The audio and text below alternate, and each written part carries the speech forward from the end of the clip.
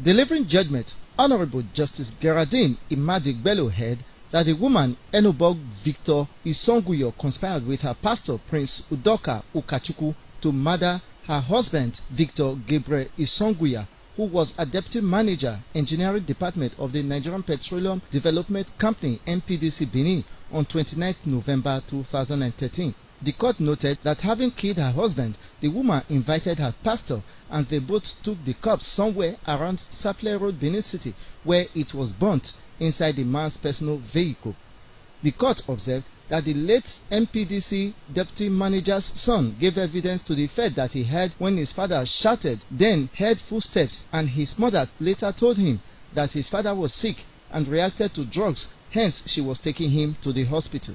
Honorable Justice Imadigbelu faulted evidence of the pastor who first said he sustained the burns on his hand from hot water while trying to make tea, but later opened up that he got the burns while setting the late man's vehicle ablaze.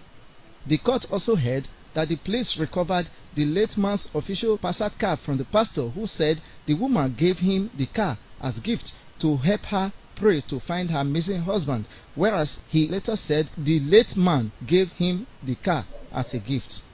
It was the position of the court that the post-mortem report disclosed that the late man's heart region was pierced with a sharp object, which suggests he was murdered before being burnt in his car beyond recognition.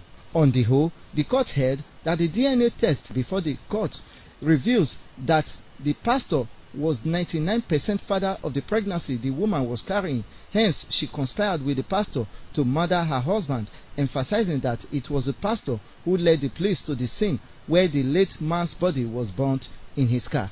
Honorable Justice Geraldine Imadigbelu accordingly convicted and sentenced Pastor Prince Udoka Ukachukwu and Enubong Victor Isonguya to death by hanging. The court sentenced a mechanic, Christopher Odiase, whom the pastor contracted to change the late man's official car to manual and documents to read his name.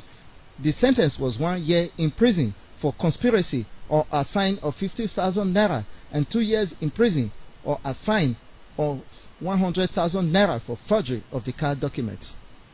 The court also sentenced a business center operator, Ame Osemehai, to 1 year imprisonment for conspiracy or a fine of 50,000 naira and 2 years in prison for forgery or a fine of 100,000 naira.